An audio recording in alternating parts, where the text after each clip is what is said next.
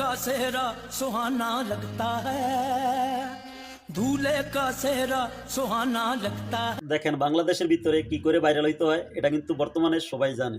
কেউ নিজের প্রতিভা দিয়া ভাইরাল হইতে আছে, কেউ আবার মিথ্যা গুজব ছড়াইয়া ভাইরাল হইতে আছে। কারণ কিছুদিন আগে দিয়ে আপনারা দেখছেন এই মেয়েটারে কিন্তু বৃষ্টি আসে দিল না। 5টা 100 টাকা বলে দাও। না না না না না না আমি নিব না। তাড়াতাড়ি ঠিক আছে 1 2 3 4 5 না ধরবেন না আমার 20 টাকা না আমার দে তুই আমার 20 টাকা দে না এই মেয়েটায় তারে 20 টাকা না দিয়া আর উল্টা তার কাছ থেকে আল্লাহর রাস্তায় 20 টাকা চায় না। কিন্তু এটা আমরা মনে করছিলাম বাস্তবে ঘটছে ঘটনা, কিন্তু না ভাই, এটা বাস্তবে ঘটে নাই। এটা কিন্তু একটা অভিনয় ছিল তাদের দুইজনের। আর আজকে দেখছেন তারা দুইজনে কতটা ভাইরাল হয়ে গেল। दुल्हन का तो दिल दीवाना लगता है।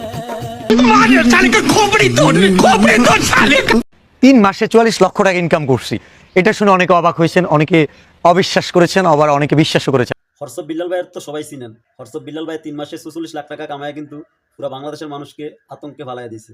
মানুষ কেন জানি তাদের হিতাহিত জ্ঞান বুঝলে আরেক ভাবে এটা গ্রহণ করে। যেমন 3 মাসে 44 লাখ এটা বুঝাইছি, এবং আমি ওইটাতেই বলে দিছিলাম যদি এটা লুবে পড়ে আসো তাহলে এটা তোমার লোভনীয় বা মনোবাসনা, এটা অনুপ্রেরণা না। তারপরে তো অনেক মানুষ চারকিজিবি বাদ দিয়া, কামকাজ বাদ দিয়া ভিডিও বানাইতে শুরু করে দেয়। আসলে কি ভাই এটা আজও সম্ভব হইব কারা দিয়া? কখন কার ভিতরে কি প্রতিভা জায়গা ওঠে এটা তো ভাই কেউ বলতে পারবো না। তো এমনই ঘটছিল কিন্তু বিল্লাল ভাইয়ের জীবনে। 3 মাসে 44 লাখ টাকা কামায়া সেটা অনলাইনের ভিতরে বইলা কতটা কষ্টে আর কতটা টেনশনে দিন কাটাইতেছে একমাত্র সেটা কিন্তু বিল্লাল ভাই জানে। এই চাচি আসছে টাঙ্গাইল থেকে, উনি হচ্ছে ক্যান্সারের রোগী। তো উনি পুরো বিষয়টা জানে না যে আমার বাসায় আসলে আমি কখনোই কোনো সহায়তা করি না। কারণ হচ্ছে আমার কাছে একজন আসে না, শত শত মানুষ কান্না করে যায় ফেরত যা।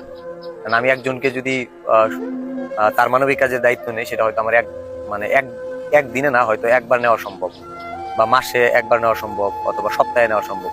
কিন্তু যে পরিমাণ মানুষ দৈনিক ফিরে যায়, এই মানুষগুলোর এমনি অভিশাপে ধ্বংস হয়ে যায় আমার যতদূর মনে হয়। যে কারণে আমি বাসায় কারো কোনো ওই কাজ দায়িত্ব নিই না। তো উনি আসছে টাঙ্গাইল থেকে, উনি ক্যান্সারের সমস্যা।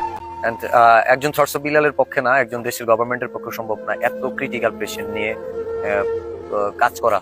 বেসিক স্যালাইন 5টার জায়গায় হয়তো 10টা দিতে পারবে, প্যারাসিটামল হয়তো 1 পাতার জায়গায় 2 পাতা দিতে পারবে, কিন্তু এত পরিমাণ ক্রিটিক্যাল রোগীর পেশেন্টের ট্রিটমেন্টের খরচ কিভাবে দেবে?